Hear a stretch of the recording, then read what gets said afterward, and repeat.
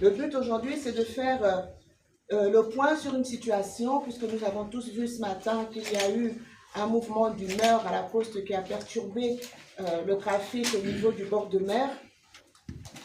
Il faut d'abord que l'on sache que la Poste, c'est un service universel. Il n'y a pas de pays sans poste. Dans tous les pays, il y a une poste parce que la Poste, c'est un service universel. C'est-à-dire que c'est un service qui doit être rendu disponible à l'ensemble de la population où qu'elle se trouve sur le territoire national. C'est pour cela que la Poste, c'est le réseau le plus proche de la population. Dans tous les villages, dans tous les chefs-lieux de département, vous trouverez un bureau de poste. Et c'est pour cela que l'État porte donc la Poste à bout de bras, parce que la Poste, c'est un service universel. La Poste gabonaise connaît des difficultés depuis un certain nombre d'années. Mais ces difficultés sont dues essentiellement au mode de gouvernance qui a été mis en place, qui a été pratiqué depuis plusieurs années. La Poste gabonaise a tout pour être rentable. Comme les autres postes du monde, elle a de quoi pouvoir aujourd'hui continuer de remplir ses missions auprès de la population, évidemment en s'adaptant au contexte qui est le nôtre aujourd'hui. Toutes les postes dans le monde se sont adaptées à l'ère du numérique. Il y en a qui ont pensé qu'avec l'avènement du numérique, la Poste allait mourir. Mais la Poste n'est pas morte nulle part dans le monde. Les postes ont continué d'exister parce que les postes ont su s'adapter à l'ère du numérique en offrant des services innovants tout en remplissant son service universel. Et la Poste gabonaise dispose d'un potentiel, elle dispose des capacités qui peuvent lui permettre, elle aussi, d'être résiliente et d'être rentable dans le contexte qui est le sien. Et c'est pour cela que nous nous attelons à mettre en place un mode de gouvernance et à mettre en place des stratégies qui vont permettre à notre poste, dans très peu de temps, d'être rentable et de pouvoir verser des dividendes à son seul actionnaire qui est l'État. À titre d'exemple, je parlerai peut-être de la Poste du Burkina Faso, mais la Poste du Burkina Faso aujourd'hui est l'un des premiers contributeurs au budget de l'État burkinabé.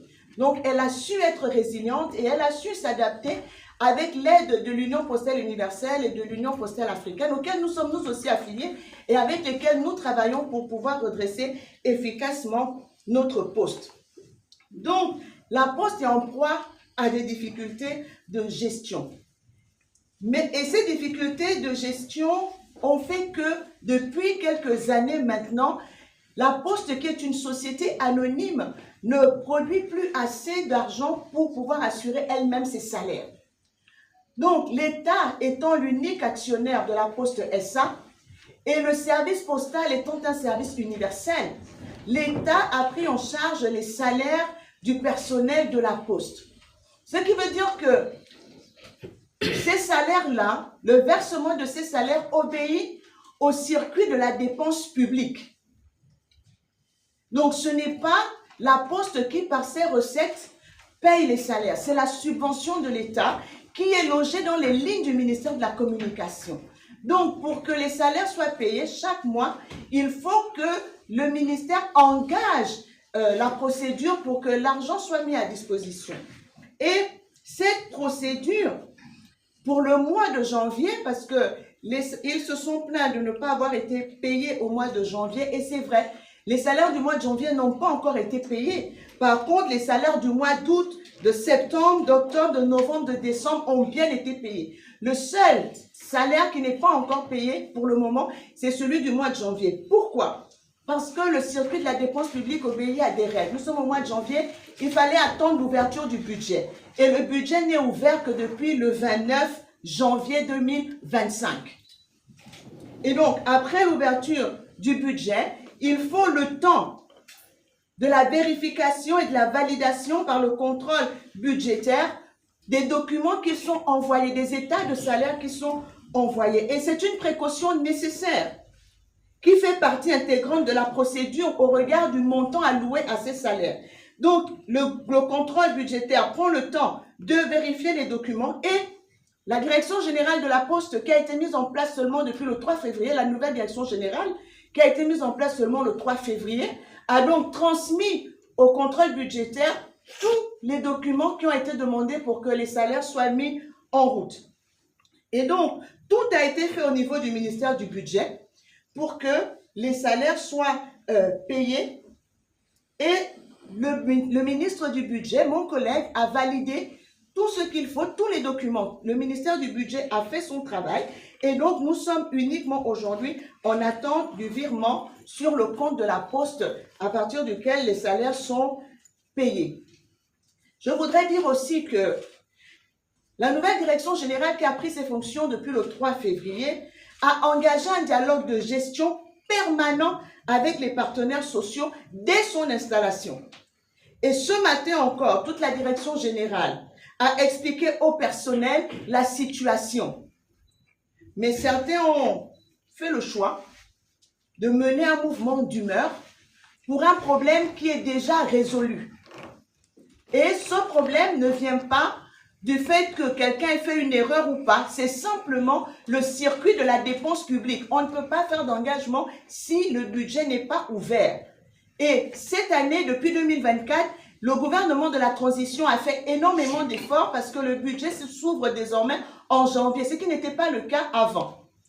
Donc, le budget étant ouvert, toutes les dispositions ayant été prises, les salaires seront payés, uniquement les salaires du mois de janvier qui étaient en retard. Ce n'est pas comme certaines rumeurs ont commencé à dire c'est 5 mois de salaire impayés, c'est 2 mois de salaire impayés. Ce n'est pas vrai. Nous avons les dates auxquelles les derniers salaires ont été payés. Certes, certains d'entre eux ont été payés avec du retard, mais c'est toujours parce que le circuit de la dépense publique est parfois un peu plus long que si les salaires étaient payés directement par les recettes de la Poste, ce qui n'est pas le cas. Et nous travaillons pour que dans un futur très proche, la Poste gabonaise devienne excédentaire, qu'elle puisse à nouveau elle-même assurer ses salaires et se départir de la subvention de l'État petit à petit, parce que c'est le but. Lorsqu'on crée une société anonyme, c'est pour qu'elle fasse des bénéfices et qu'elle reverse des dividendes à ses actionnaires.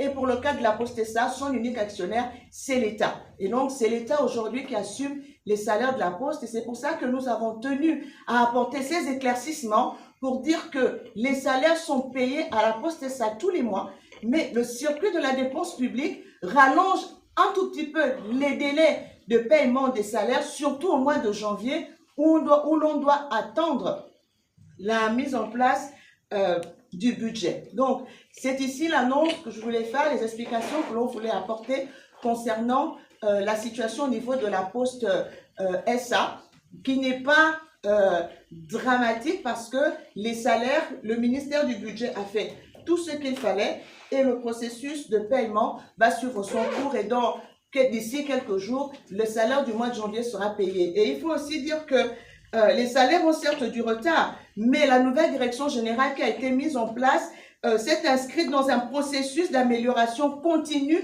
du paiement des salaires. Donc, une fois que le budget est mis en place, la direction générale fera tout pour que les salaires soient à nouveau payés à un intervalle régulier. Voilà, donc c'est vrai que les postiers se plaignent du fait que les salaires ne sont plus payés à date fixe, mais j'insiste, c'est parce que le circuit de paiement de leur salaire, c'est la subvention de l'État et donc ça suit le circuit de la dépense publique. Et quand c'est dans le circuit de la dépense publique, il y a parfois des procédures qui se rallongent un peu et qui font que on ne peut plus leur dire que vous serez payé tous les 25 comme les fonctionnaires parce que les fonctionnaires sont d'abord payés et ensuite on traite les salaires qui sont payés avec la subvention. Donc voilà, merci à tous pour votre attention.